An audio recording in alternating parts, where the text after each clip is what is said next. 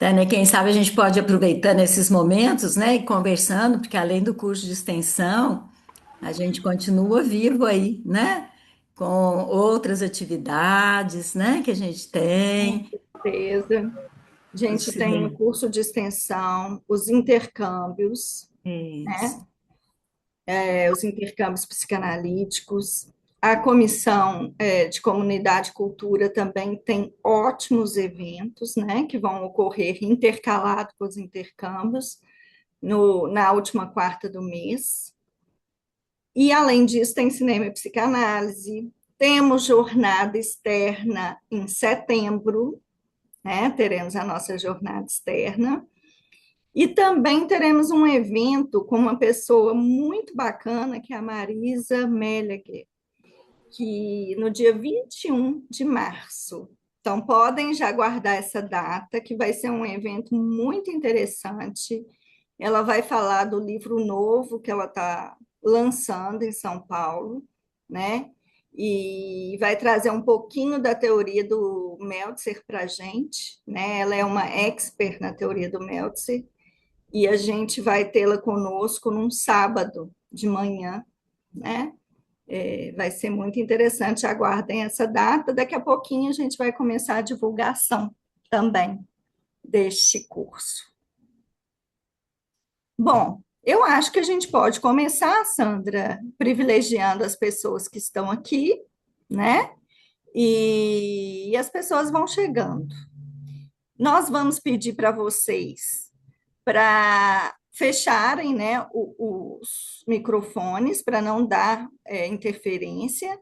E a Sandra vai iniciar. Nós, depois que a Sandra terminar a apresentação dela, eu vou falar um pouquinho do curso, nós vamos passar para as perguntas e finalizaremos assim, tá ok? E fica aberto, né, Tânia, para qualquer um que queira em qualquer momento fazer um comentário. Marília quer fazer um comentário já.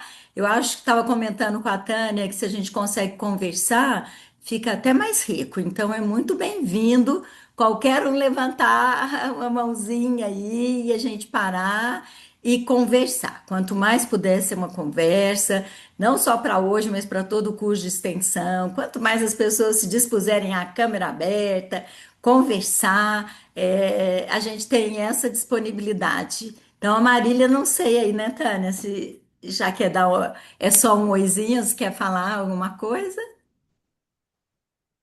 Tá desligado o seu microfone. Isso. Oi. Sou eu? Sim? Ah, não sei. Eu estou muito feliz. Eu recebi o convite da Sandra. Fiquei muito contente de estar aqui. Como é gostoso ouvir a voz de vocês, que são mineiros. Parece que a gente já entra em casa, né? Que ótimo. Você é de onde, Marília? Eu sou, eu sou do interior de São Paulo, Sim. mas tem até uma melodia, assim, né? No falar, eu acho muito gostoso, assim. Já senti gostoso de estar aqui. Que bom. Seja bem-vinda, então, né? Obrigada. Lide, chegando aí também. Sejam todos muito bem-vindos. E vamos passar a palavra, então, para a Sandra. Pessoal, como eu disse, eu gosto muito da conversa, né? E acho que se a gente pudesse fazer grupo e conversar, poderia ser muito rico. Mas a gente tem hoje esse desafio, né? Que é fazer uma abertura aí de um curso que se propõe a trabalhar mais de um ano. Então, trabalhar aí alguns conceitos e para isso faz falta um apoio mesmo. Então, eu vou compartilhar a tela um pouquinho, mas repetindo que, Tânia, se alguém fizer algum comentário e eu não vejo, abre, eu prefiro sempre que a gente possa continuar conversando, tá bom? Mas Pode ficar vou, tranquila que eu estou de olho aqui no chat e nas pessoas também. e vamos ver se Enquanto esses você, comportamentos dão enquanto certo, você né? vai compartilhando, eu vou falar que para quem não conhece, né? Eu acho que a maioria conhece, é a Sandra Bulhões Cecílio. Ela é analista de data aqui da sociedade, é ex-diretora científica e vice-presidente, né, da nossa sociedade também. Ela também está em Uberaba, né, Sandra? É. Fazendo um trabalho muito bacana. e hoje vai apresentar para a gente Desnudando a Sexualidade antes, durante e depois de Freud. Acho que a Marília já fez esse começo, né? Que estamos falando da Sociedade Mineira de Psicanálise, da nossa proposta de, durante todo o ano de 2026, conversar sobre a sexualidade. E que com isso, né, a aula de hoje tem um pequeno propósito, uma pequena mordida, que acho que esses mineiros no quietinho fazem propostas um pouco ousadas demais, né? Porque falar da sexualidade antes, durante e depois do Freud, a gente precisa estar com uma mordida significativa aí. Mas tudo que a gente puder aí abrir de conversa vai ser ótimo, né? Então, acho que ao pensar na sexualidade, para mim é bem importante verificar que a sexualidade não começa em Freud, né? Ela está instituída no mito bíblico, do mito da origem da humanidade.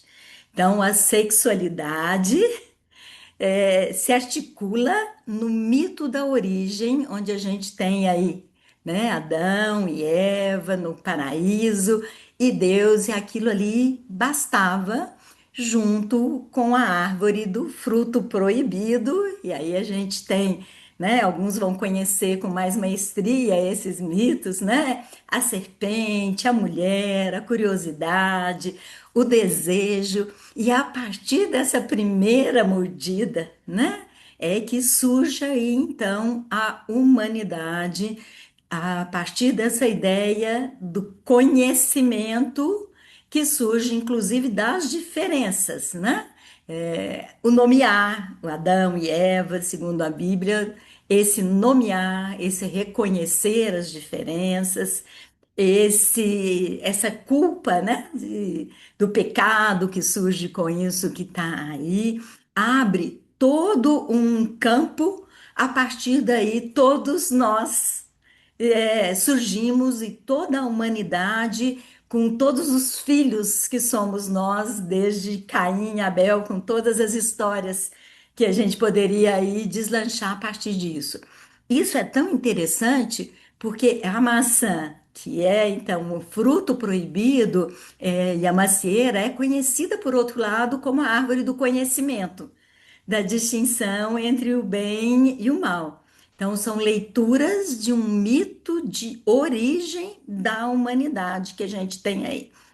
Então, para mim é bem importante a gente ver que desde Adão e Eva, com o mito da origem, nós temos esse conflito entre, de um lado, proibido e do outro lado, desejado, e é desse conflito que surge a sexualidade, a nomeação, a diferenciação e a multiplicidade do humano que temos aí dentro. É no proibido que a gente surge com o não, com o limite, com a falta, com a castração, aspectos que Freud vai tomar depois e a psicanálise, com do outro lado toda a questão do desejo, né, da curiosidade, daquilo que pode ser sonhado e que na sexualidade, até as questões de gênero, de homem e mulher, surgem no mito quando aparece a ideia da folhinha, né?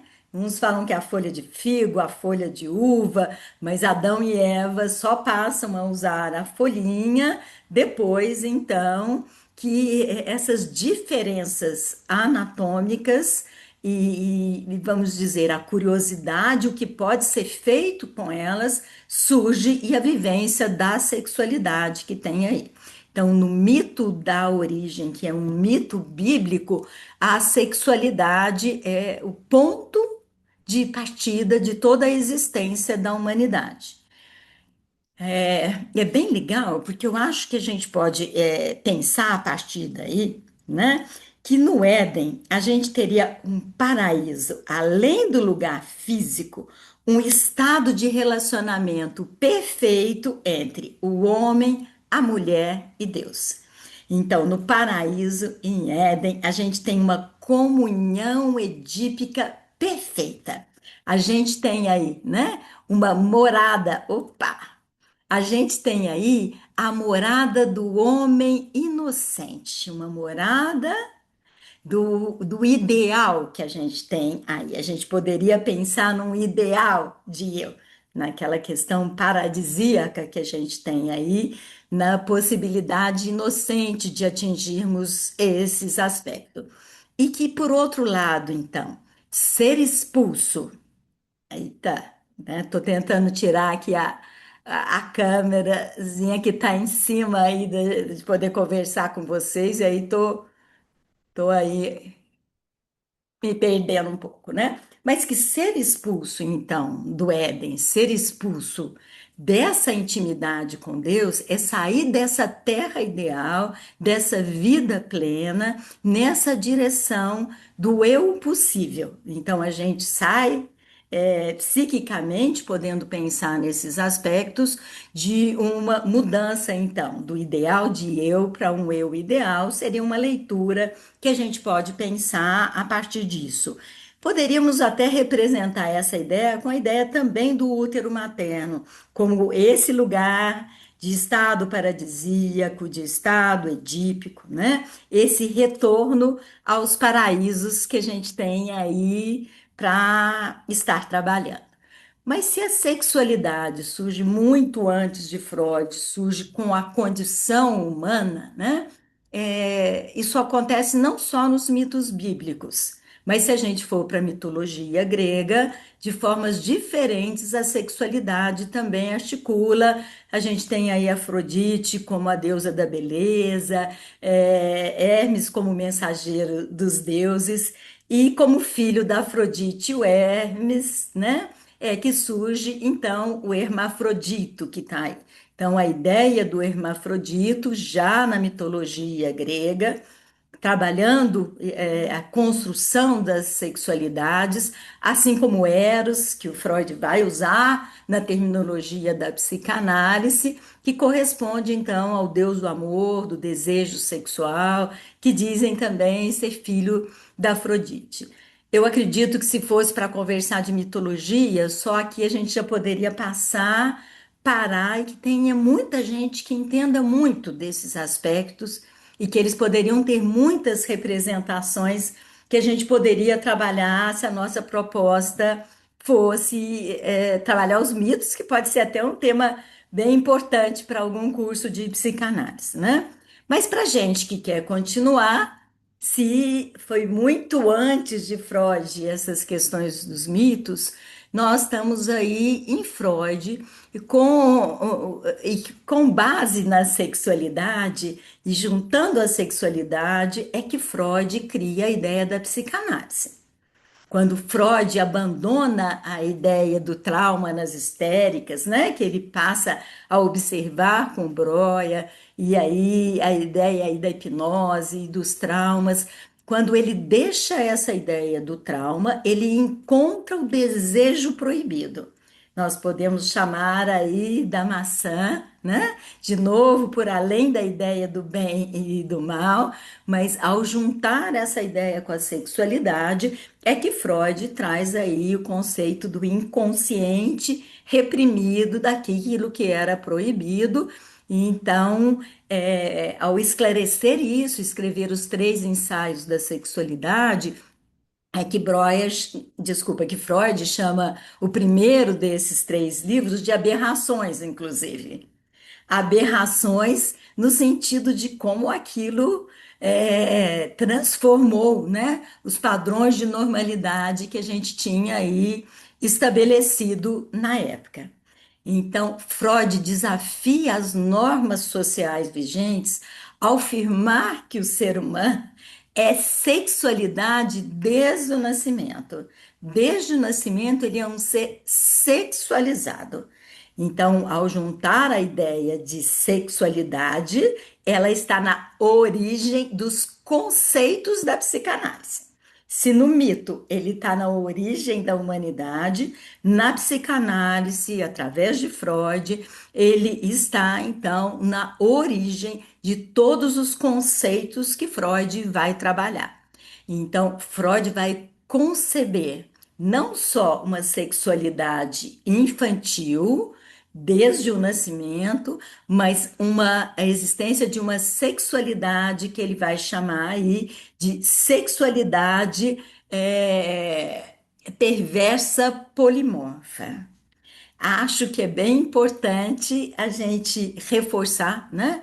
Porque Freud teria usado esse termo, polimorfo perverso. É um termo aí de Freud, onde ele descreve, desde as fases iniciais do desenvolvimento psicossexual da criança, que a criança experimenta uma ampla gama de prazeres, de sensações, sem restrições morais ou sociais.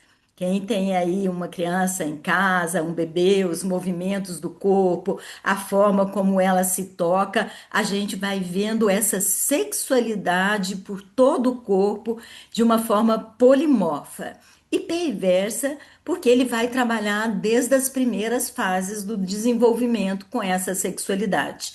Então, na fase oral, que é a fase do morder, do picar, todas essas questões que estão ligadas aí a uma agressividade são estabelecidas na fase oral, na fase anal. Ele tem a fase oral perversa, a fase anal perversa. Então, ao trabalhar as fases da sexualidade, Freud vai trabalhar a sexualidade infantil polimorfa no corpo todo, perversa.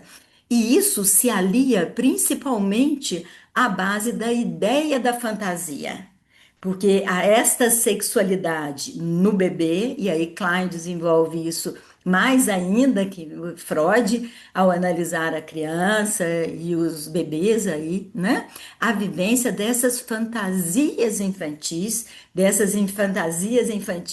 perversas, sendo que a fantasia é, na verdade, um estímulo sexual que vai muito além do biológico. Na verdade, a sexualidade é muito mais vivida e feita através das próprias fantasias. Então, essa importância da força das fantasias, ela vai fortalecer os conceitos desta sexualidade que não tem a ver com a moral. Por isso, essa sexualidade que Freud vai usar esta terminologia bastante importante que a gente tem aí, e que dessa forma ela vai ser responsável por um enorme desenvolvimento da psicanálise e de todos os conceitos que Freud vai construir a partir dessas ideias. A Tânia vai falar, a gente tem um módulo que é só de Freud, aí no curso de extensão, a Marília vai trabalhar. Eu acredito que a maior parte de vocês já tenha lido muito dessas questões, alguns talvez estão tendo um contato preliminar, mas Freud vai criar a ideia desse inconsciente reprimido, onde esse desejo sexual vai ser então proibido, a libido como essa energia sexual, um modelo aí de inconsciente, pré-consciente, consciente, que é um modelo topográfico, a questão edípica ligada à sexualidade, a teoria do recalque que a gente tem aí, e todo o desenvolvimento da psicossexualidade através das fases oral, anal, genital, fálica, até ele ir para um segundo modelo mais dinâmico, tanto de conceito de inconsciente, né? Um inconsciente mais dinâmico, como um segundo conceito de mente,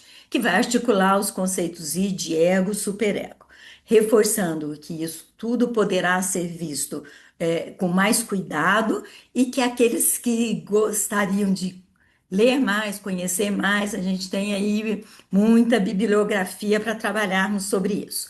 Mas que eu acredito que a maioria já tenha passado por essas ideias de Freud, então eu vou retomar algumas que eu acho que podem nos ajudar especificamente para o que a gente pretende conversar hoje.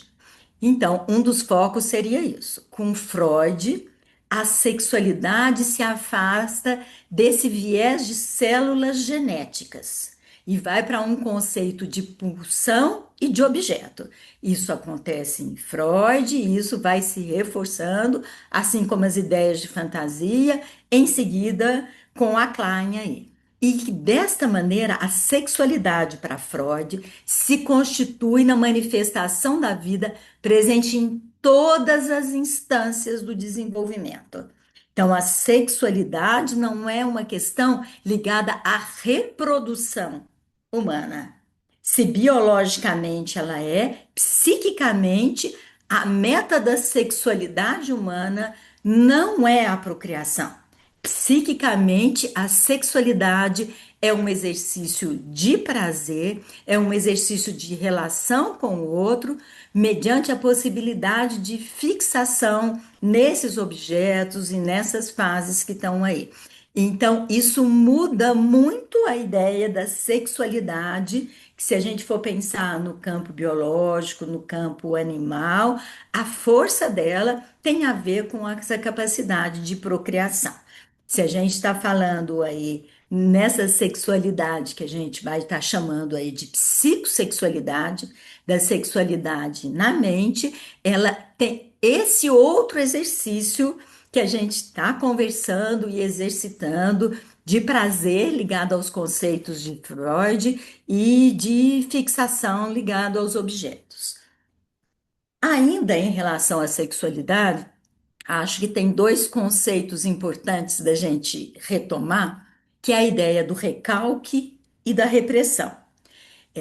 O movimento do recalque que constituiria para Freud na barreira do incesto, desculpa, né? E aí os atos falhos, né? Nessa barreira do incesto, ela nos obriga a abandonar os nossos primeiros objetos sexuais, que são aí os pais, e isso é uma exigência cultural da sociedade. Só é possível existir cultura e a civilização e o humano cultural a partir da barreira do incesto, que vai sendo uma diferenciação em relação aos animais. Nos animais não há barreira de incesto, não há recalque, não há civilização, não há sociedade. A gente pode até pegar como funcionam as formiguinhas, uma comunidade muito interessante, mas nenhuma dessas questões que a gente conversa daqui, né, dizem respeito a uma questão que não tem a ver com a questão do humano e no humano com essa questão da barreira de incesto. Porque a barreira do incesto é um movimento que organiza o humano estabelecendo o estado de cultura. Então, de novo, a gente vai vendo essa questão do limite, do proibido, se lá no. Se a humanidade surge lá no modelo bíblico a partir desta proibição e do avanço do desejo aqui no humano, a gente vai precisar recalcar isso para que a civilização aconteça. E o recalque é diferente da repressão, porque a repressão, né, ela tem relação com uma moral sexual, com um sistema de valores que sustentam o imaginário social, ligado a uma moral vigente. Se a gente pegar a moral do tempo dos nossos avós, ela funcionava de um tempo, dos nossos pais, como é que isso tá e como é que isso seria, ele tem a ver com uma repressão. Esse sexual dificilmente ele é compatível com as exigências da civilização, porque eles têm moral e estão ligados a padrões morais que entram em conflito com a civilização, por isso sendo fonte de mal-estar da civilização, que é um dos textos clássicos de Freud, que ele vai escrever sobre o mal-estar da civilização. Então, precisamos entender o recalque como aquilo que funda, ligado a proibições e a limites que são intransponíveis, não porque a gente sai do paraíso, mas porque só assim a gente entra na constituição do psiquismo. É só a partir do proibido que se entra e se funda esse psiquismo, esse psique e a mente. Enquanto que a repressão está ligada a padrões morais vigentes que a gente vai aí trabalhando.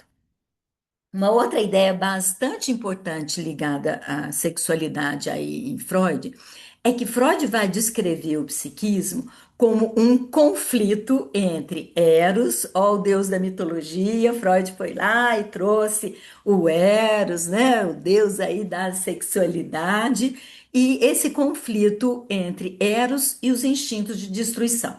Então, Eros manifesta uma energia que transcende a questão biológica, que transcende a essa questão, de novo, da sexualidade corporal, mas ligada a tudo aquilo que busca criação, ligação, afeto, vida. Então, o Eros está ligada à libido, mas a libido como esta energia de vida, ligado a tudo que tem a ver com criação, com renovação. E isso está sempre em conflito com este instinto que a gente tem aí de destruição, ou de destrutividade, que ele permeia a morte, mas que ele não diz respeito só a um instinto de morte, mas tudo aquilo que leva ao inanimado, ao inorgânico, ao não humano que está aí, tudo aquilo que é destrutivo da vitalidade de vida que está aí. Então não precisa ser só morte, mas qualquer tipo de morte que nos transforma em seres não afetivos, né, em outro estado de vida. Então, esse conflito entre a sexualidade que a gente viu em Freud presente em todo o desenvolvimento humano e a todo tipo de ligação e vida, em conflito com essas outras forças que a gente tem que nos levam ao desafeto, à destruição, à desintegração que a gente tem aí, né?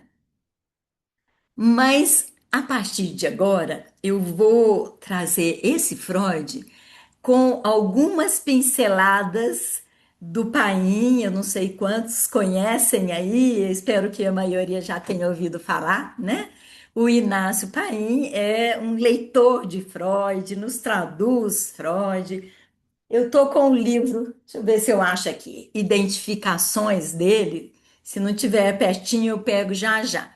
É um livro de 2023, que é o livro de identificações, onde o Paim vai fazendo aí inicialmente algumas releituras de Freud. Então, nós vamos ver algumas ideias agora de Freud, mas com o colorido de Paim, como ele vai relendo algumas coisas. Algumas eu já falei superficialmente, essa questão da sexualidade adulta estar ligada à sexualidade infantil, perversa, polimorfa, desse corpo biológico para um corpo pulsional que a gente acabou de falar, da diferença anatômica dos sexos, né, masculino e feminino, para suas representações psíquicas, desse inconsciente reprimido para a passagem para esse inconsciente dinâmico. Acho que alguns itens que a gente já ressaltou e o que o Paim vai trazer, mas que tem um dos itens que a mim particularmente interessou muito trazer para a gente conversar, que ele vai fazer então essa passagem então do sexual infantil para o psicossexual e para a psicobissexualidade. Então, nós vamos conversar um pouquinho de conceitos e ideias que já são de Freud, que estão em Freud, e que Paim vai nos conversar sobre isso, dizendo que desde as cartas entre Freud e Flix, essas cartas já traziam a ideia da bissexualidade biológica, que o Flix defendia arduamente, que está aí, né? Que a sexualidade psíquica seria sempre constituída pela bissexualidade. Freud já disse isso, que a bissexualidade seria uma questão inata a todo ser humano. Todo ser humano carregava essa bissexualidade inata. Nas suas conferências, ele diz: chama a atenção dos senhores para o fato de que partes do aparelho sexual masculino também estão no corpo da mulher, ainda que em estado atrofiado. E vice-versa. Então, ele está dizendo que, mesmo biologicamente, a gente já tem nos aparelhos, né? A outra parte. Considero tais ocorrências como indicações de uma bissexualidade. como se o indivíduo não fosse de fato homem ou mulher, mas um pouco mais de um do que de outro, né? São palavras do próprio Freud, onde ele aí estende a ideia do recalque, inclusive para a luta de caráter sexual, como se o sexo dominante do indivíduo tenha que recalcar o sexo derrotado. Então, no inconsciente de todo indivíduo, estou falando de Freud, relido por Paim, como se no inconsciente de todo indivíduo estaria recalcado em seu núcleo o sexo contrário. Porque biologicamente, psiquicamente, nós somos todos seres bissexualizados, onde a forma de um tem mais força, como ele disse, do que do outro que está aí. Então temos que recalcar o outro e ele está ali de alguma forma, né? E é muito interessante porque o Paim continua essa leitura de Freud, dizendo e trazendo que essa manifestação da bissexualidade na psique não diz respeito só ao masculino e ao feminino, mas a esse conflito passividade versus atividade no interjogo do ter ou não ter o falo. Então, nós estamos lendo aí uma leitura agora, onde o feminino ligado a uma questão de passividade e o masculino ligado a uma questão de atividade em relação a ter falo ou não ter falo.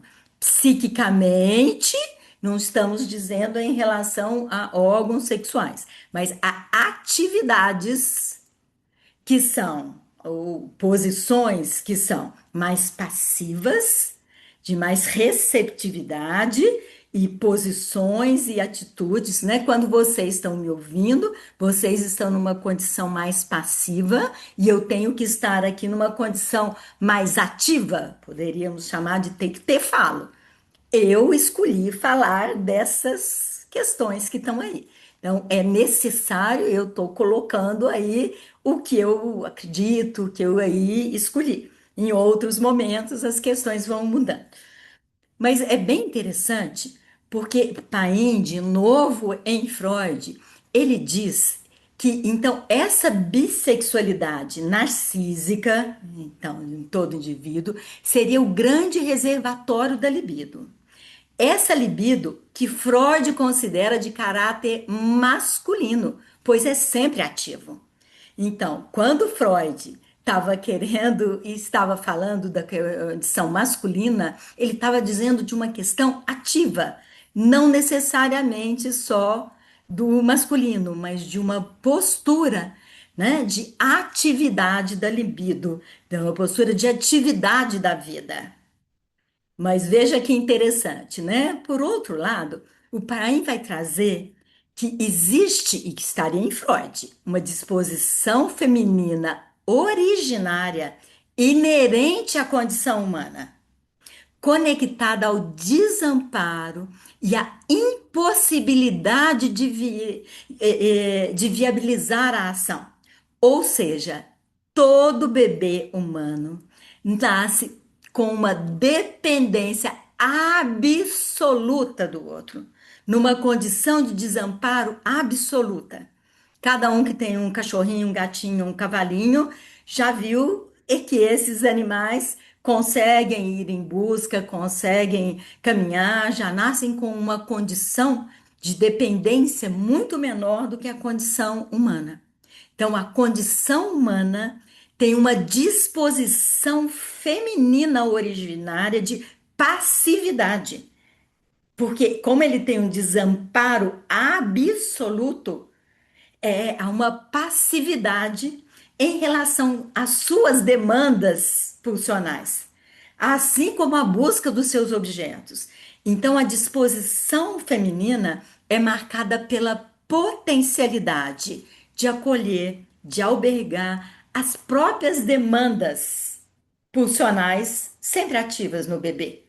Então, há no bebê não só uma libido, uma atividade, a busca pelo mamilo, a busca pelo seio, mas há em todo bebê uma posição feminina que é uma capacidade de albergar uma dependência absoluta, uma passividade absoluta em relação a precisar de vir do outro, né? Precisa ter um seio. Por isso lá a gente vai lembrar, né, no Winnicott, né, não há um bebê sem uma mãe, não há uma mãe sem o bebê, porque essa questão da passividade, da atividade, o seio e a boca exigem esse movimento que a gente tem aí. Em seguida, Neila, vamos conversar um pouquinho? Vamos, fiquei fazendo uma reflexão sobre essa questão da violência à mulher. Você falando da questão do recalcar, né, o feminino que existe, eu fiquei pensando na condição do homem, né, do sexo masculino, né, que ele tem que recalcar o feminino. E eu fiquei pensando nessa sociedade em que hoje parece que está tudo em aberto, né? E eu fiquei pensando se essa violência à mulher está ligado nessa dificuldade que o homem teria de recalcar o feminino que tem dentro dele. E eu penso que todas essas coisas, né, Neila, até pela própria psicanálise, até por Freud e todas essas questões, elas estão muito mais em aberto em relação a tudo isso. Que então, esta sociedade que a gente vive, ela vem no desenvolvimento e na consequência de todos esses aspectos que a gente vai estar trabalhando e que a gente já está vendo essas questões lá em Freud sendo inicialmente colocadas, e eu penso que até os caminhos para a gente lidar com isso, Neila, elas já vão aparecendo aqui em Freud. A minha ideia é que a gente vai mostrando, e talvez ela apareça nesse outro item que está em Freud para ler de novo, que é essa passagem de uma bissexualidade narcísica para uma bissexualidade edípica. Porque aí não estamos só na passividade e na atividade que a gente tem aí. Essa questão edípica é abertura para um terceiro, é abertura para essa bissexualidade que abre essas potencialidades de vivermos o feminino dentro do masculino, o masculino dentro do feminino e a criatividade de todos esses modelos que já estão aí. Por isso, Freud vai articular, e é tão importante para a gente, essa questão do Édipo. Como é que a gente vai ler o Édipo como esta abertura para uma terceira possibilidade? Porque enquanto a gente está na questão mais narcísica, né, se é masculino, feminino, se é mais violento, ativo e se é mais de desamparo, a gente ainda está nessa bissexualidade mais narcísica. E aí, como é que a gente vai trabalhar esta questão edípica já estruturada em Freud, em tudo que a gente vai conversar aí? E eu acredito que essa questão, né, da violência tem a ver com essa questão da atividade, por um lado, para passividade, para a saída edípica que a gente vai estar construindo a partir dessas questões aí, né? Não sei, acho que a gente vai continuar conversando bastante por esse caminho aí, mas não sei se já aquece um pouquinho o que você está pensando aí, né? Sim, eu penso que está interligado, né? E quando a gente lê Freud, eu penso que isso fica muito mais ativado dentro da gente, né? Para vir esses pensamentos. Mas obrigada, Sandra. Eu acho que Freud aí é estrutural para a gente, para É, pensar tudo isso que está aí, isso. né? Então, em Freud, essa pulsão que tem origem no corpo, a gente já viu que ela vai encontrando formas de descarga, né? Mas a bissexualidade, ela exige a libido do casal parental. Porque se é a bissexualidade, a potencialidade anatômica dessa bissexualidade faz com que seja o humano que vai criando, então, essa pulsão sexual. Olha essa frase do Paim, né? A mão do homem criando a pulsão sexual tal qual o toque de Deus Pai sobre Adão criou aí a humanidade. Então, somos nós humanos aí, né?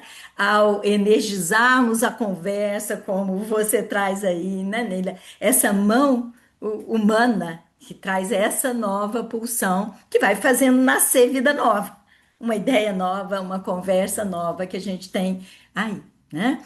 E com isso, já em Freud, no complexo de Édipo, isso vai aparecer, essa bissexualidade, no complexo de Édipo completo, que é o positivo e o negativo. Lembrando o Édipo, né, como o menino aí apaixonado pela mãe, em rivalidade com o pai, mas que a gente observa, né, no complexo de Édipo negativo, é a ambivalência. Porque esse mesmo pai, que é objeto de rivalidade, é objeto de identificação. Então, ao mesmo tempo que você tem uma atividade, que é a rivalidade, você tem uma identificação que é passiva, que é uma passividade em relação a isso. E também o afeto pela mãe, porque ao mesmo tempo que o menino tem uma paixão pela mãe, há um ciúme, há uma agressividade por essa mãe que está aí. Então, veja já a bissexualidade na vivência do complexo de Édipo, por isso a gente chama do complexo total, que é o positivo e o negativo. Com isso, Pain diz que já lá em Freud, essa bissexualidade, nós estamos vivendo uma bidimensionalidade, já chamando uma tridimensionalidade, já chamando uma questão edípica para a gente poder trabalhar e pensar a partir disso. E é muito interessante porque o que acontece lá no mito bíblico acaba acontecendo ainda nessa leitura de Paim sobre Freud, onde ele diz que esse narcisismo primário, essa bissexualidade, ela está ligada a essa ideia do eu ideal, que vai em busca do ideal de eu. Esse ideal de eu, ele tem em busca de uma bissexualidade edípica, porque é aquilo que é possível diante dos terceiros e não aquilo idealizado, né? Só a paixão pela mãe, só repetir o mito, né?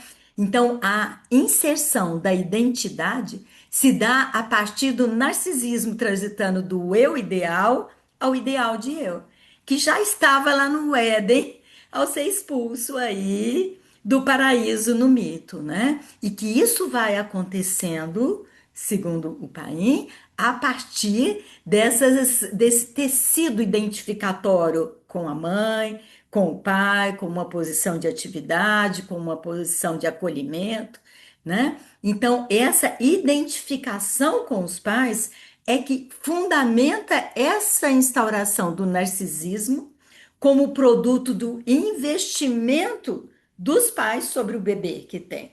E que isso é anterior a qualquer investimento do bebê.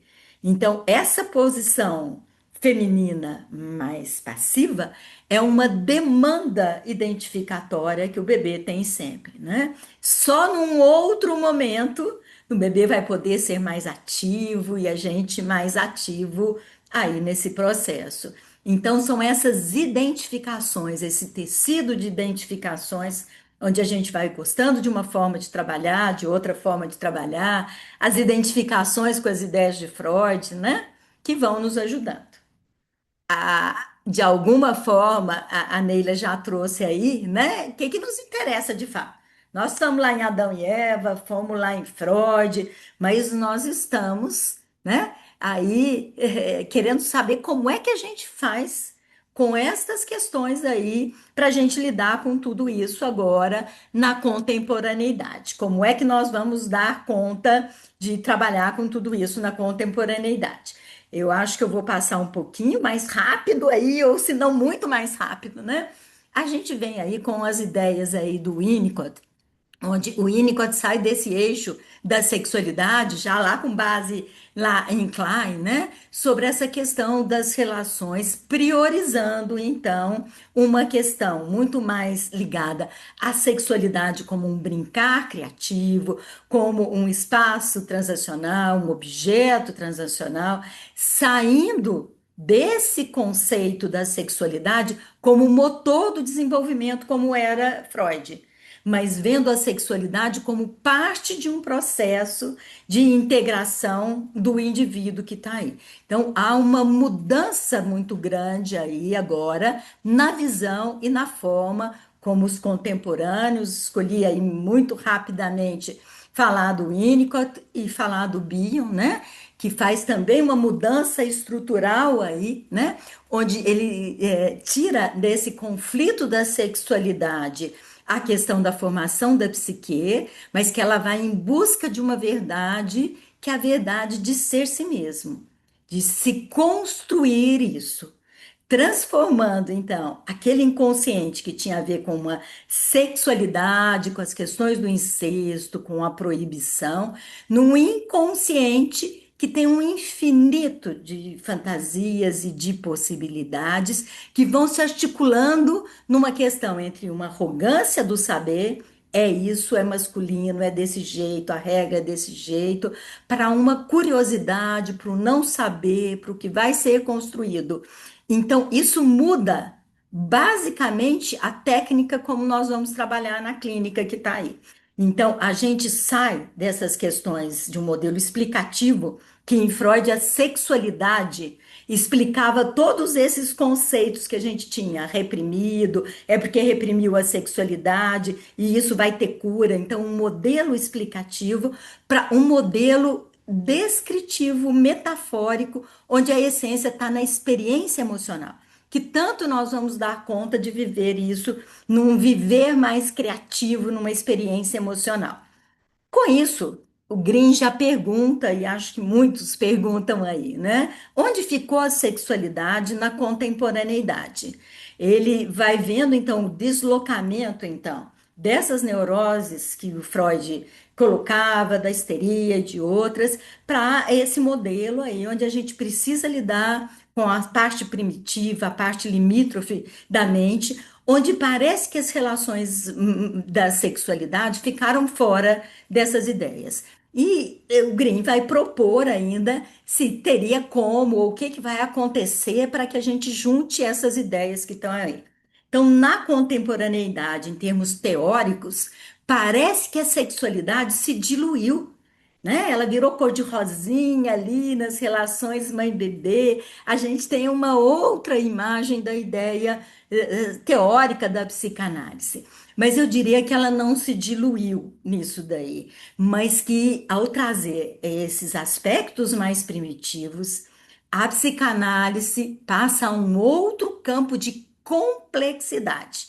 Não temos mais o masculino e o feminino só, mas essa articulação de todos esses conceitos freudianos ligado a todas essas questões de ordem mais primitiva que vão complexizar as ideias teóricas que a gente tem aí da psicanálise. Isso é tão forte que o Congresso aí de Gramado trabalhou só com sexualidade a partir da ideia das diferenças. Nós ficamos aí, né, o ano passado no Congresso Brasileiro só conversando de sexualidade e a gente vai aí esse ano todo continuar conversando com a sexualidade que está aí. Eu não vou, eu já vi que não vou conseguir, não vale a pena, mas talvez uma forma básica seria a gente rever, então, esta construção do mito edípico.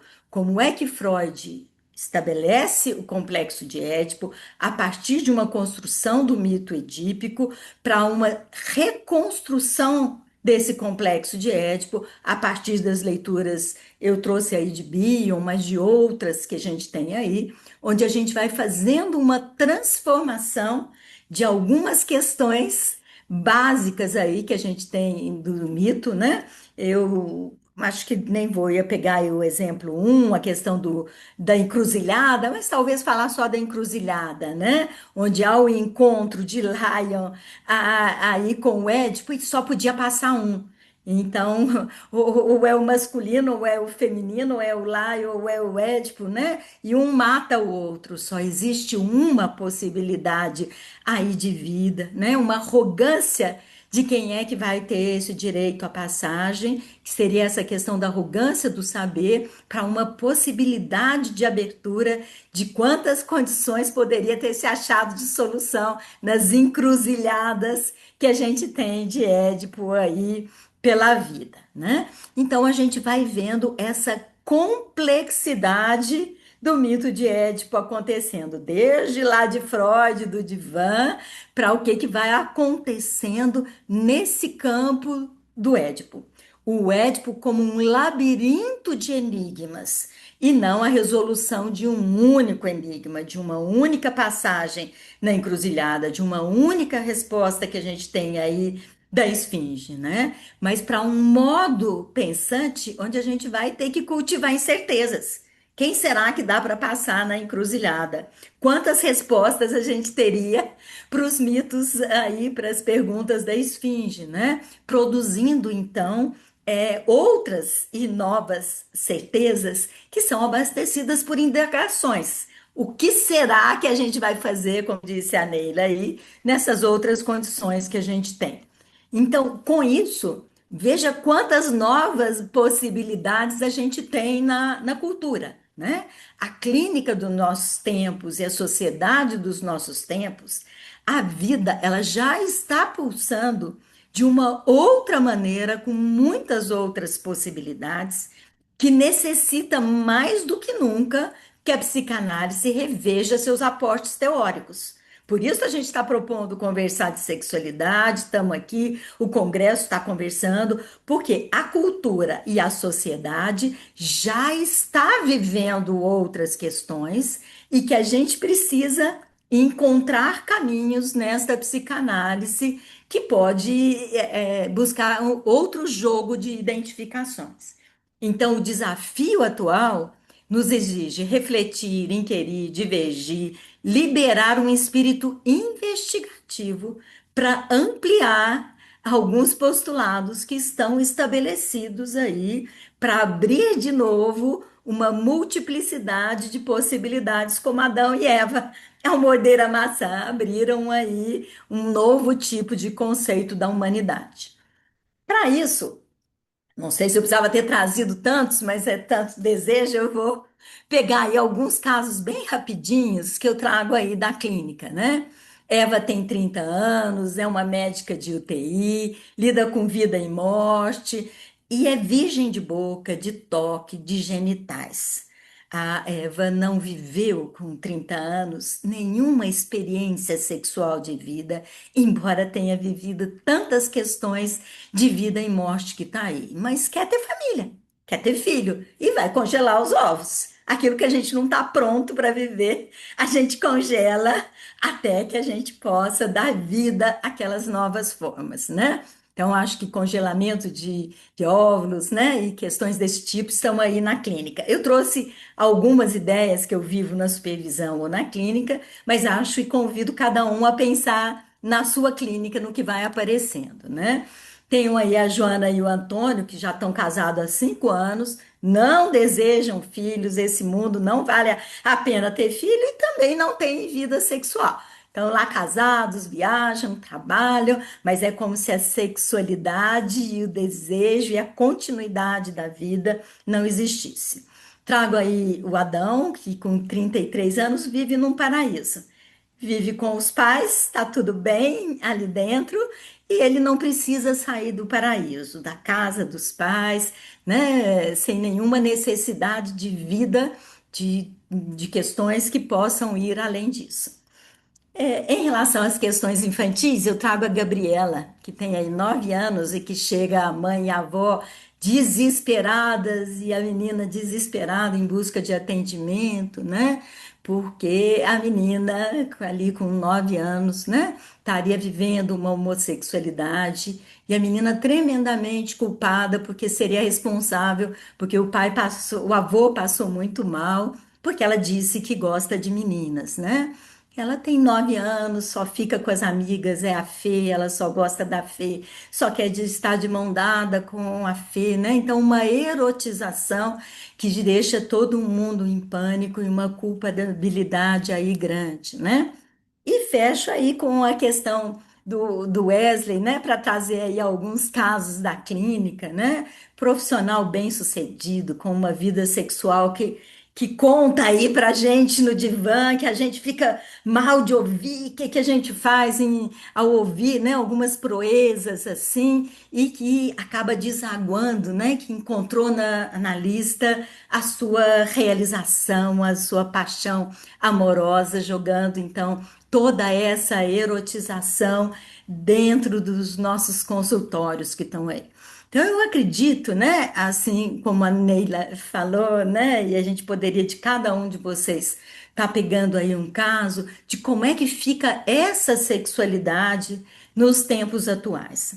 Então, eu, a partir daí, coloquei, e vou falar bem rapidinho aí, três aspectos da clínica atual. Um deles ligado a essa ausência de libido, que a gente tem aí uns três casos que a gente citou. Outro da erotização infantil ou da erotização dentro da clínica. E que, como a Charge diz aí, né? Parece que a cultura está aí querendo conversar sobre isso, e que parece que às vezes a psicanálise tem muita dificuldade de conversar sobre isso. O que que a gente faz com isso? Com essa violência que a erotização aí nos traz, né? Que a gente, se puder, fica fora. Vamos lá sempre para a criança que está aí. Então, a gente levanta aí alguns aspectos que a gente poderia pensar, né? Que, na verdade, aí o paciente, né, que traz essa erotização na clínica, está buscando uma conexão emocional profunda com o analista, né? Que parece confunde, porque a única coisa que ele conhece tem a ver com uma erotização sexual. É a única forma de intimidade que ele conhece, né? Ou um mecanismo de defesa para lidar com questões profundas. Enquanto a gente fica na erotização, eu não preciso lidar com questões mais profundas, mais primitivas. Então, o mecanismo de defesa e de fuga que a gente tem aí, né? Ou a tentativa de reviver experiências passadas, traumas que a gente tem aí. Então, se nós, analistas, pudermos trabalhar um pouco, conversar um pouco mais, pode nos assustar menos. Conversar e ver a sexualidade que aparece, ou a erotização que aparece em nossos consultórios aí, né? So- Sobre essa questão aí, vamos dizer, da não libido dos tempos atuais, o próprio Green, né, que propõe lá, será que a sexualidade ainda está viva? Ele fala que ele considera que essa prática de uma sexualidade tão livre, que a gente acreditava aí com os modelos hips que resolveriam todos os problemas, não aconteceu. Pois quando a sexualidade tem esse campo livre, mais complexo e delicado fica a sua realização. Então, isso que se achava e acreditava, né, que a liberdade da vivência sexual iria resolver, ele vai dizendo que, se pelo contrário, nos tempos atuais, né, em vez da repressão dos desejos, nós acabamos tendo o não desejo pelo outro, que se transforma num outro sintoma. Eu tenho alguém que eu conheço que é, né, desses machão e que vivia uma vida aí muito machista, sexualmente falando, e que vai para a praia, vai para o Rio e se encanta.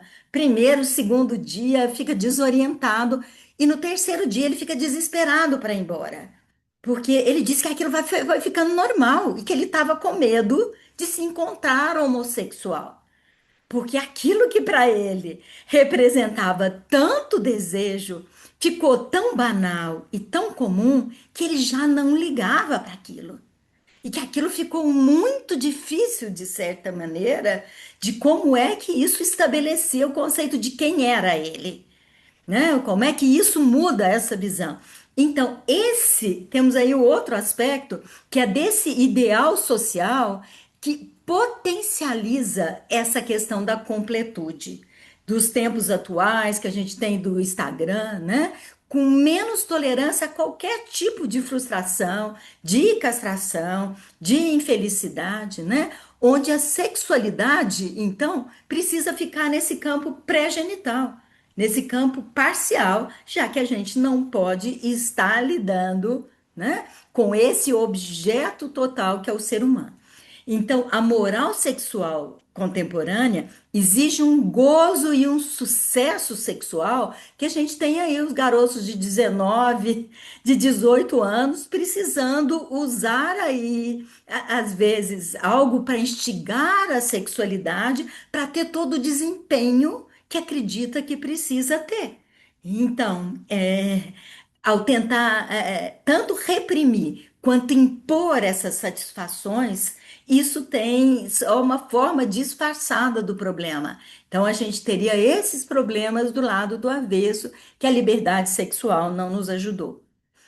Paim por Paim, então, nos propõe então pensarmos não em Freud, que era no ativo passivo, mas Paim por Paim nos propõe a pensarmos numa questão que é origem e destino. Então, a origem é a bissexualidade narcísica. A origem é termos o ativo e o passivo como origem, como essas duas questões narcísicas.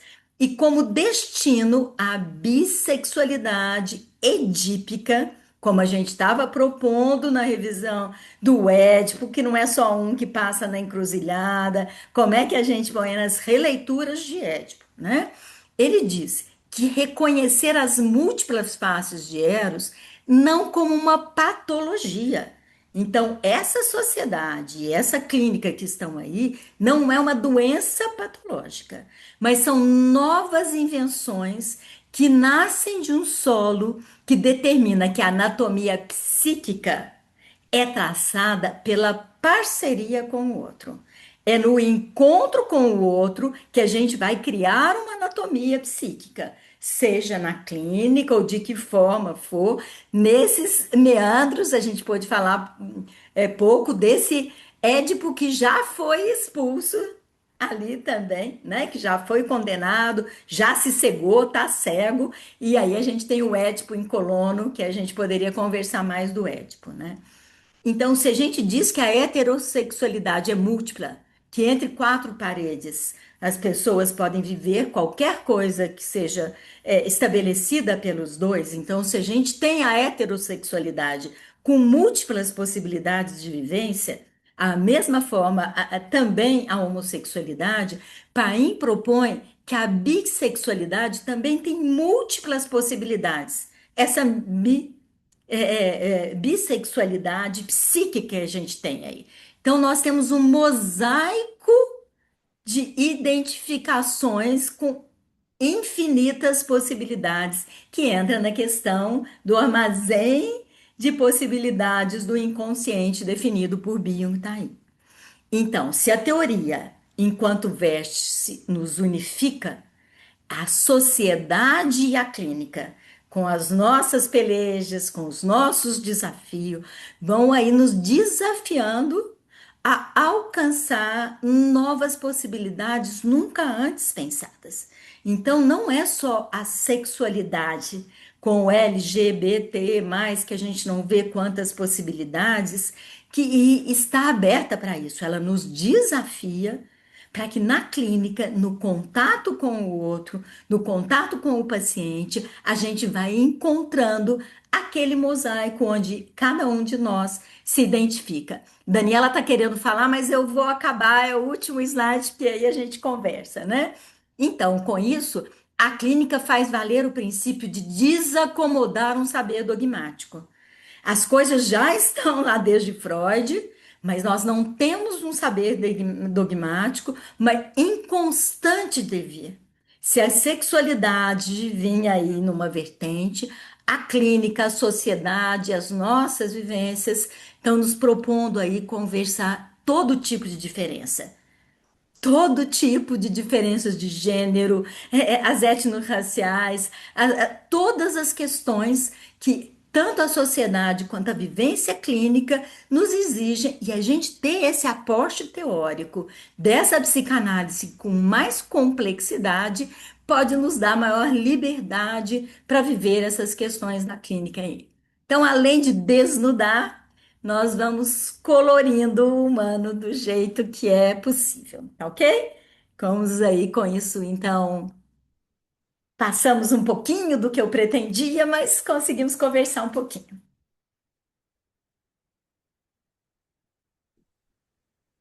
Excelente, Sandra. Parabéns, aula maravilhosa, muito boa mesmo, né? Eu vou deixar a Daniela falar, depois eu vou falar um pouquinho e vou abrir para a gente conversar, tá bom? Bom, boa noite, pessoal. Boa noite, Sandra. Obrigado, viu, pela sua fala, muito esclarecedora e muito angustiante também, né? Que a gente fica pensando um monte de coisa e começa a fritar aqui, né?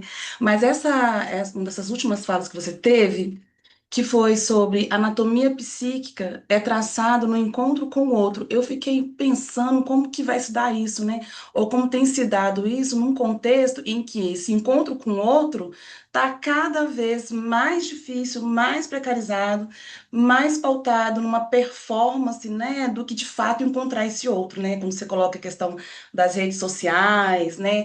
De como que tá essa nossa questão de lidar com as frustrações, né? Então, de lidar com o outro mesmo.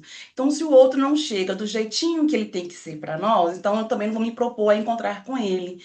Então, como que essa anatomia psíquica vai se formar? Pensando inclusive nas crianças, né?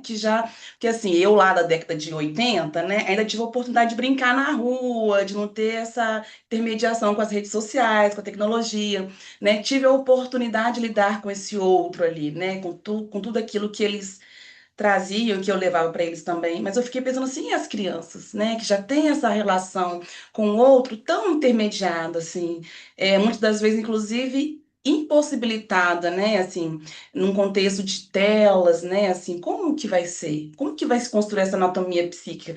Aí eu fiquei muito pensando nisso, assim, sabe? Como que a gente vive nos dias atuais.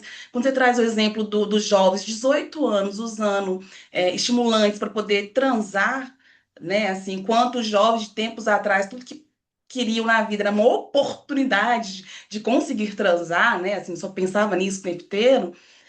Que imaginário é esse de performance, né? Que jovens saudáveis, né? Aparentemente com nenhuma demanda, fazem uso dessas medicações. Então, assim, como encontrar esse outro, né?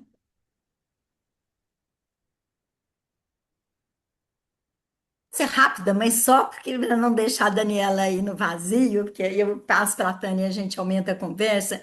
Mas eu diria só duas coisas. Primeira, que eu acho que a primeira satisfação minha é essa fala tão esclarecedora, a Tânia dizer que é ótimo. E quando você traz angustiante, eu falo, epa, foi melhor do que eu esperava. Mas eu levo um susto primeiro, para depois eu dizer, é melhor. É assim. É assim que tá vivo.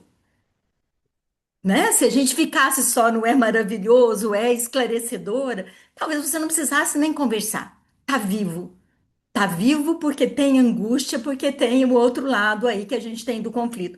E quando você diz como é que a gente vai viver isso do atual, eu digo que talvez para isso foi tão preciso eu rever lá desde Freud, desde a releitura, porque a gente tem história, como você está dizendo, eu tenho história na rua, eu tenho história em algum lugar. Mas quanto mais a gente vê, e eu estou lembrando de alguns filmes, mas eu nem vou citar para ser mais rápido, que angústia era ser criança num tempo onde a palmatória, os abusos, é de uma. A gente tem alguns filmes atuais concorrendo a Oscar, agora está até me fugindo, tá? Que é de passar mal ali. E a gente não só sobreviveu, mas criou alternativas e libertou de algumas coisas. E a psicanálise ajudou muito a construir um psiquismo que abriu um pouco para essas questões que tinham a ver com o poder do mais velho, ou o poder de quem tinha o poder dos reis e coisas assim. A gente já viveu coisas, aberrações imensas, e a psicanálise contribuiu para muitas. Resolver, jamais. Nem a minha aula, nem a psicanálise, senão não estamos falando do humano.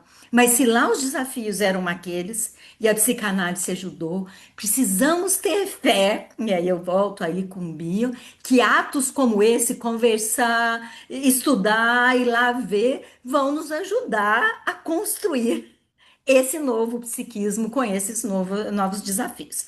Acho que a gente poderia ver em cada caso mais coisas, mas só para fechar.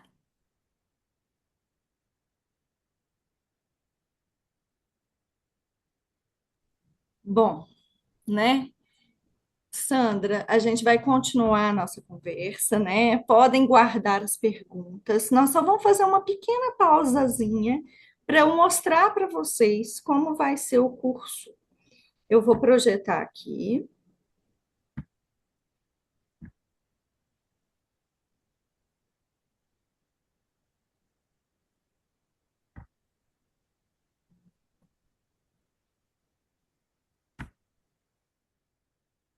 Apareceu para vocês? Sim, tá. Sim. Uhum.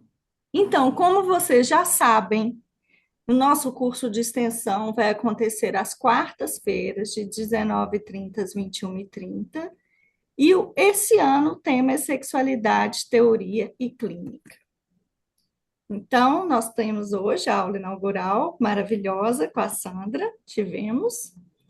E vamos ter, a partir de semana que vem, o nosso módulo 1, que vai ser a teoria da sexualidade infantil.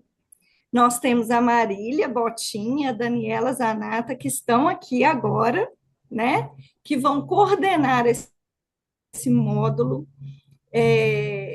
Nós vamos ter, então, Freud, teoria e clínica, sexualidade infantil através de Klein, Bion e Antonino Ferro, e sexualidade infantil através de Winnicott e Laplanche.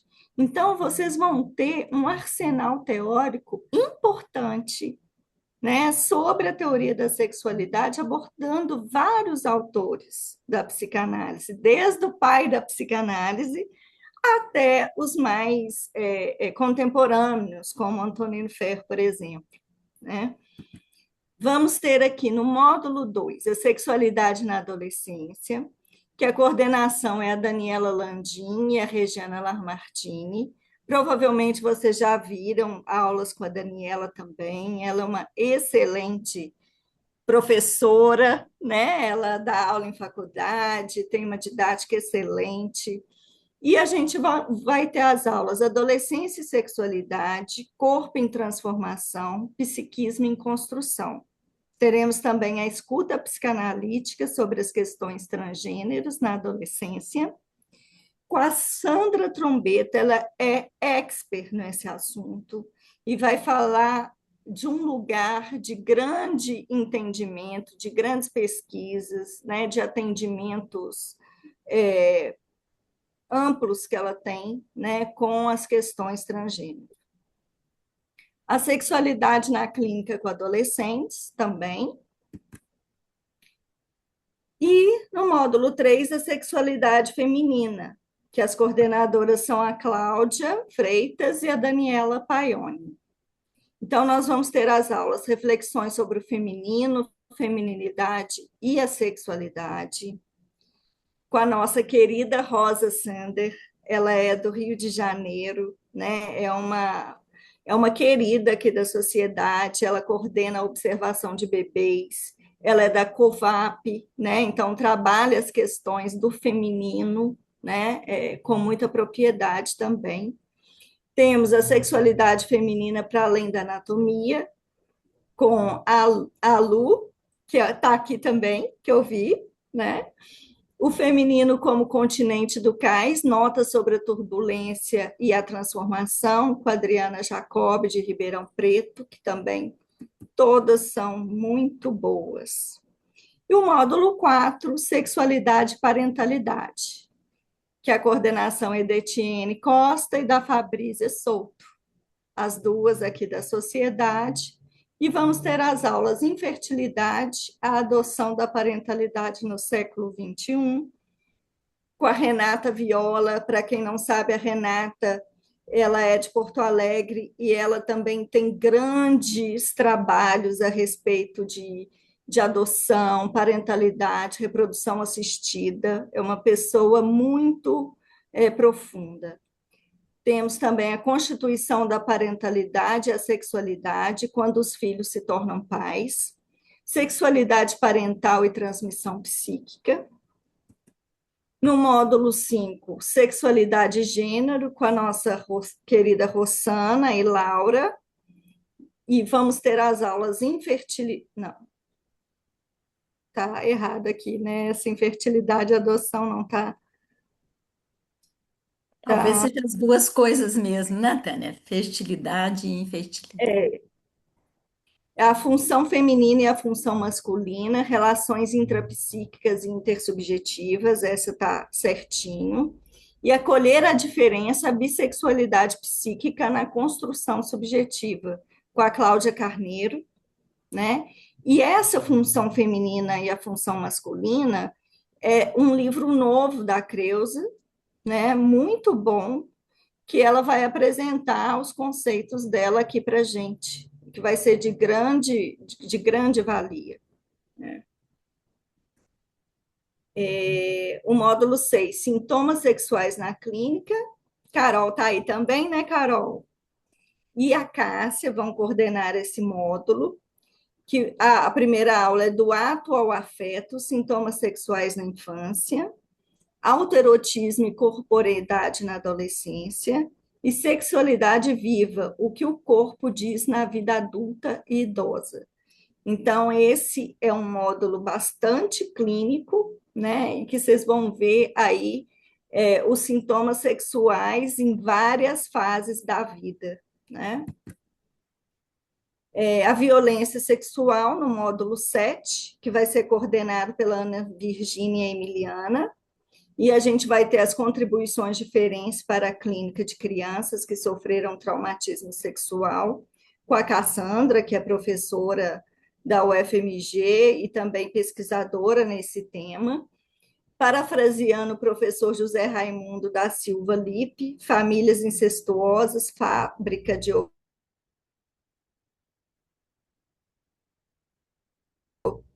ofensores, estilaçado e o atendimento emergencial, novamente com a Rosa Lang.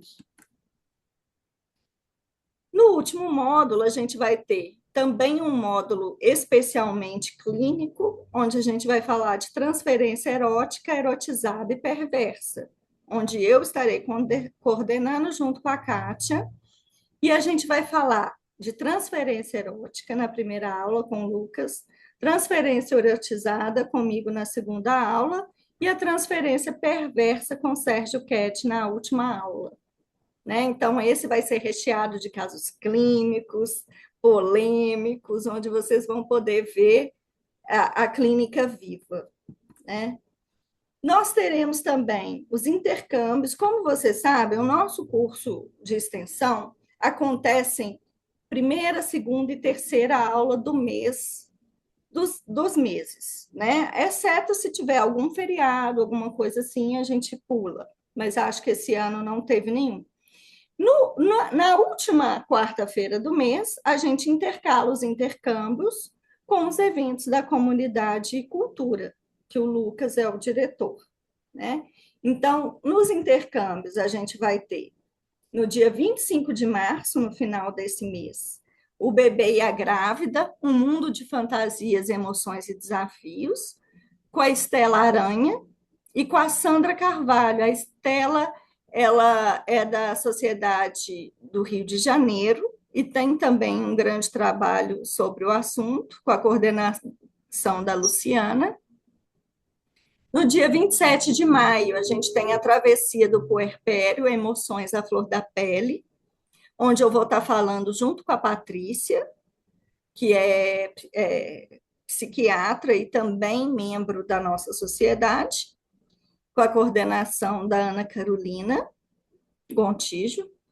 E no dia 26 de agosto, a gente vai ter os 3 modelos teóricos da psicanálise de casal e família, uma discussão teórico-clínica com a Ângela Piva, de Porto Alegre, e a Alane Michelini, aqui da nossa sociedade. No dia 28 de outubro, Narcisismo e a Capacidade de Amar no Envelhecimento, com a Cibele Brandão, da Sociedade Marília São Paulo, e Ana Carolina Tiuso, aqui da nossa sociedade. Então, a gente preparou tudo isso para vocês com muito carinho, né, trazendo muita profundidade, trazendo casos clínicos, trazendo a clínica viva dentro da psicanálise, para que a gente possa aproveitar ao máximo esse ano e que todos nós possamos sair muito enriquecidos de todos esses eventos. Né? Já falei que dia 21 vocês já podem marcar né? Que teremos um evento importante com a Marisa Mélega, onde ela vai trazer, né, a construção do novo livro dela, que vai ser lançado em São Paulo, vai trazer um pouco sobre a criatividade, as teorias de Meltzer, Klein, as teorias pós-kleinianas, para conversar conosco. Logo, logo vocês vão receber essa divulgação aí. Então, eu convido a todos vocês para as nossas atividades desse ano. E agora vocês podem fazer perguntas para a Sandra. Quem quiser perguntar mais alguma coisa, fazer alguma observação, nós estamos aqui para discutir com vocês. Acho que a proposta da Tânia, eu já vou dizer que não são perguntas, mas estamos aqui para conversar, para trocar ideias aí, né?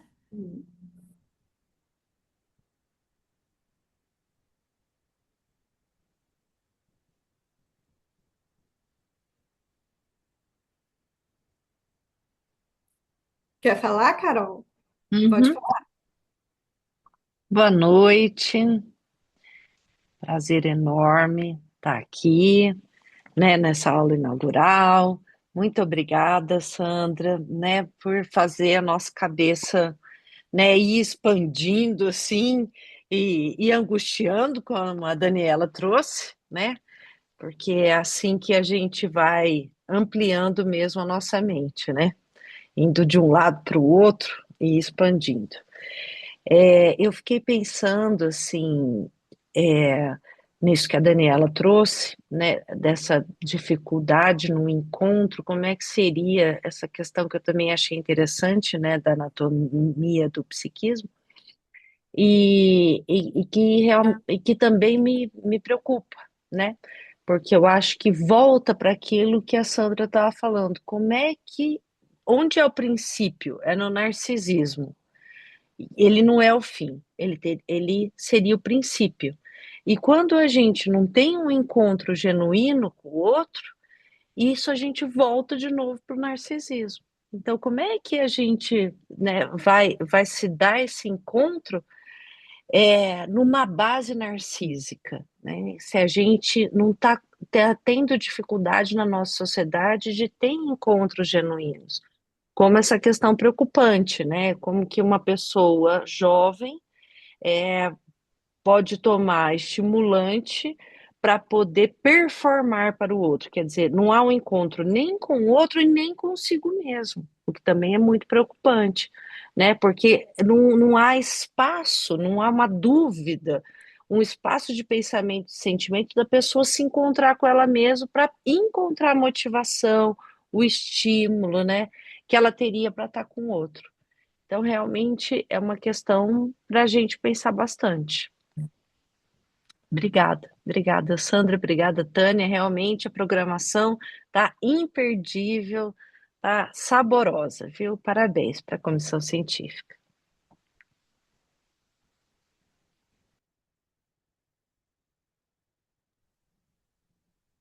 Marília? Boa noite, muito bom estar aqui. Infelizmente, eu não consegui assistir tudo, mas o que eu assisti, Sandra, foi muito estimulante, né? E acho que eu e Dani devemos estar saindo daqui cheia de questões para continuar essa conversa na próxima semana, né? Mas eu fiquei pensando nessas questões atuais, né? E como é importante a gente ter abertura para ver justamente aquilo que a gente sabe que na psicanálise a gente está buscando, né? Que é buscar o subjetivo, o que está por trás, né? Porque quando, por exemplo, um dos exemplos que você trouxe, né? Da menina que queria ficar só de mão dada com a outra menina, né? E o avô angustiado. E eu fiquei pensando como que hoje, às vezes até uma coisa natural acaba recebendo um nome que pode não ser o nome de fato do que está ocorrendo, né? Porque antigamente a gente tinha nome para isso, né? Clube do Bolinha e Clube da Luluzinha. né, que é aquele momento de homossexualidade natural, justamente para que se possa desenvolver, né, a própria sexualidade. E hoje se corre o risco de uma menina que quer ficar abraçadinha com outra, ela própria achar, né, que ela está vivendo uma homossexualidade. E eu me lembrei de um caso que não é meu, mas um caso de uma pessoa que estava apresentando um material clínico que chegou um quase pré-adolescente, um menino de 12 para 13 anos, no consultório dela, os pais trazendo porque ele queria, né? Aí seria até mais do que ser homossexual, né? Uma questão a mais, né? Ele queria, né, fazer a transição, né? Então, os pais levaram porque ele se dizia, né, querendo se tornar menina. E essa nossa colega começou a atender o menino, mas ela foi atender a pessoa e não o menino trans ou o que fosse. Ela foi atender a pessoa. E depois de um tempo trabalhando com ele, um belo dia, o menino fala assim para ela. E ele foi já com os pais querendo que ele buscasse tratamento para fazer a transição e tudo mais. Aí ele fala com ela assim: Pois é, que bobagem era aquela minha, né? Naquele momento. Não quer dizer que uma pessoa que vai fazer análise vá deixar de buscar as identificações, e se as identificações caminharem, né, para esse lugar psíquico, né, vai se ajudar a fazer a transição. Mas eu acho que a gente está vivendo um momento onde a gente tem que ter muito cuidado para que, né, a gente trabalhe as pessoas e o psiquismo ali emergente, né, porque pode se confundir as coisas. E nós estamos ali buscando o genuíno, né? Como a Carol falou, o encontro consigo mesmo sejam de fato genuínos. Mas assim, me veio tanta coisa, mas obrigada, gostei demais do que eu escutei, e eu e Dani estamos aí com uma responsabilidade grande para as próximas quartas. Muito obrigada.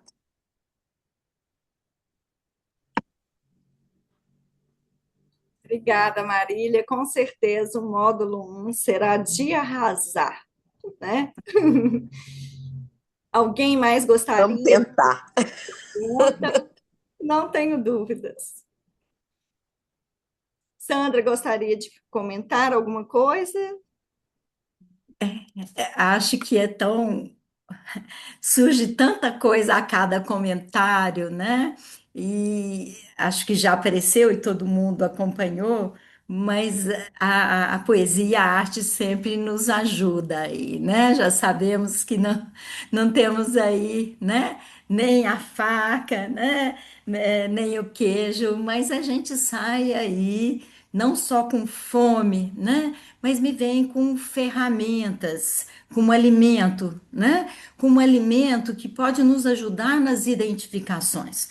Identificações teóricas, identificações com posturas clínicas, que são, então, essas inspirações para a vida. Eu acho que a gente, quando fala na sociedade, a gente está dizendo mais de questões ligadas à clínica, mas eu acho que para a vida pessoal de cada um de nós.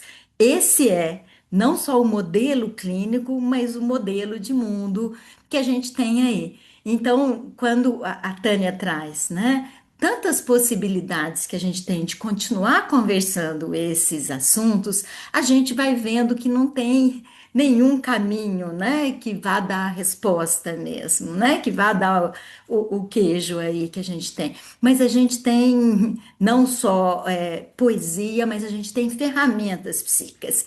Eu já vi aí que muitos já me identificaram aí com a matemática, eu me identifico, né, que é essa busca das ferramentas clínicas. A gente vai vendo as ferramentas teóricas do Freud. Acho que seria, né, até mais fácil a gente já ir para a contemporaneidade, mas trazer estas ferramentas que já estão em Freud, que já estão sendo relidas aí, vão nos dando esse aporte teórico que a psicanálise tem aí para tudo isso. E aí eu volto em duas questões.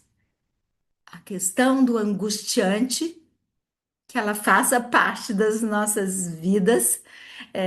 Esse é o único jeito da gente estar no mundo, senão a gente estava no Instagram e não aqui, né? Embora a gente ache lindo quando a gente lê só os elogios que estão aí, mas eu agradeço o angustiante da Daniela aí, porque me leva para um outro lugar. Não posso deixar de esquecer que aqui a gente está falando tudo isso com sotaque mineiro. Quem sabe isso ajuda, como diz a Marília, que disse aí no comecinho aí, como é que é ouvir tudo isso com esse sotaque mineiro que está aí.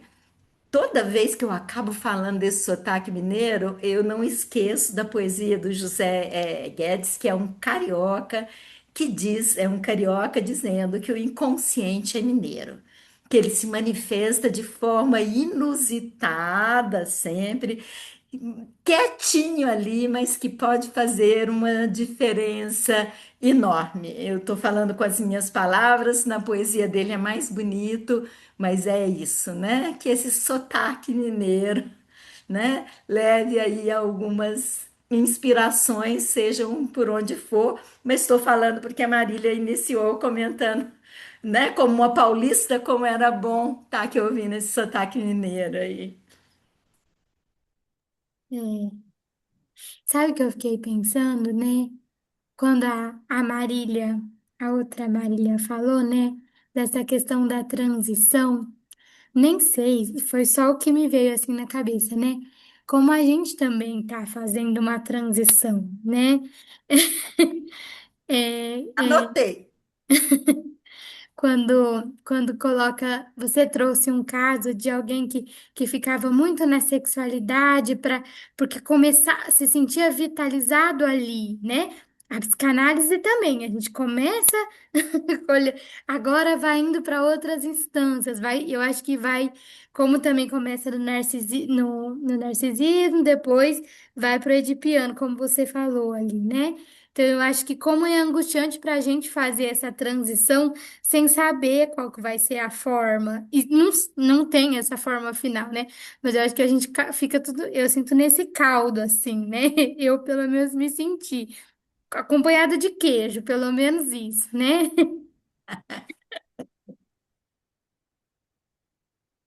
Posso falar? Eu não, Claro, à vontade. Boa noite, gente. Ô, Sandra, parabéns. E eu vou pegar só pensar uma coisa. A Sandra tocou na coisa que para mim eu estou pensando muito. A gente tem a tendência, né, de falar que está tudo muito patológico, que o mundo está louco, que não tem isso, porque é um mundo realmente diferente, as coisas estão muito rápidas. Mas a Sandra trouxe uma coisa que eu acho importante, do nosso aporte teórico, que Freud, ele dá isso para gente, fora todos os pós-freudianos, né? Então, como é que a gente tem que se cuidar, né? Eu, Luciana, e cada um de vocês, como é que a gente tem que se tratar, que se dedicar para também poder estar com o outro, né? Mas você trouxe uma esperança, uma riqueza tão grande, um desafio. E a gente olhar essa complexidade, né? Como você trouxe o Paim e outros falam, né? Não como patologia, é uma complexidade que é um desafio, mas a gente tem que cuidado com essa nossa recuo, né? Porque o desafio é muito grande de estudo, de dedicação, e a gente ousar realmente, né, o que é isto? O que que está acontecendo, né, com cada um, que é muita singularidade, né? Não tem mais, né, os blocos. Mas foi muito bonita a maneira que você trouxe, bem psicanalítica. Parabéns, viu, Sandrinha? Muito bacana, muito bacana. Muito bom estar acompanhado, né, de muito carinho. Acho que de quem é da sociedade, né, de pessoas que a gente se identifica, que está perto. E com certeza, aí não é só com fé, de que a cada vez que a gente para um pouquinho e dá essa chance, a gente sai com um pouquinho mais de recursos, além das angústias, sabe, Daniela? Eu acho que as angústias são necessárias, mas precisamos saber que não estamos sós, estamos acompanhados, continuamos trabalhando e temos identificações afetivas e teóricas que nos ajudam a suportar e a buscar para cada questão, para cada encontro, um caminho. Então, acho que nesse momento, né, é interessante porque de alguma forma eu me emociono nele ao dizer dessa maneira. Então, espero que cada um também leve isso, tá bom? Bom, então eu vou agradecer a todos, dizer que, né, complementando ali do curso de extensão, o módulo 5, a primeira aula, é nada menos, nada mais do que a do Paim, Sandra. É? Nosso querido Paim, que a Sandra falou aqui tão bem, né? Ele vai estar falando para a gente no módulo 5, com a primeira aula, identificações, né? Então, estava errado lá no nosso folderzinho, vou pedir para alterar. Ó, Então, esse é o livro do Paim. Alguém até me perguntou o que ler aí, né? O livro Identificação do Paim. Marília Botinha também, né? Sugeriu um dos capítulos e eu procurei, falei, já estou com o livro na mão, na verdade.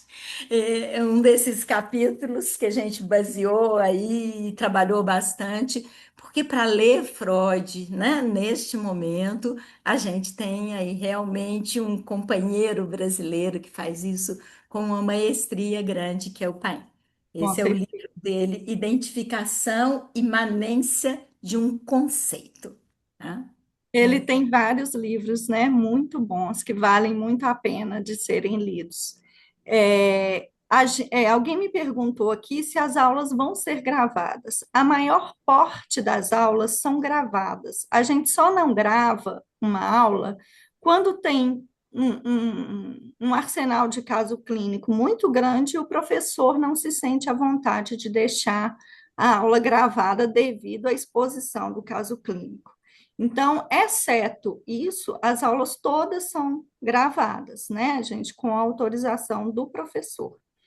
Então, a gente não sabe de antemão quais vão ser gravadas e quais não são gravadas, porque vai dependendo do andamento do curso e do professor permitir a gravação ou não. Mas, para vocês terem uma ideia, no ano passado, a gente só teve 3 aulas que não foram gravadas. Todas as outras foram e estão gravadas e estão disponíveis para quem fez o curso do ano passado, ou mesmo para quem deseja comprar. As aulas do ano passado também estão disponíveis, tá bom? Então, eu agradeço a presença de todos e esperamos vocês na semana que vem. Grande abraço.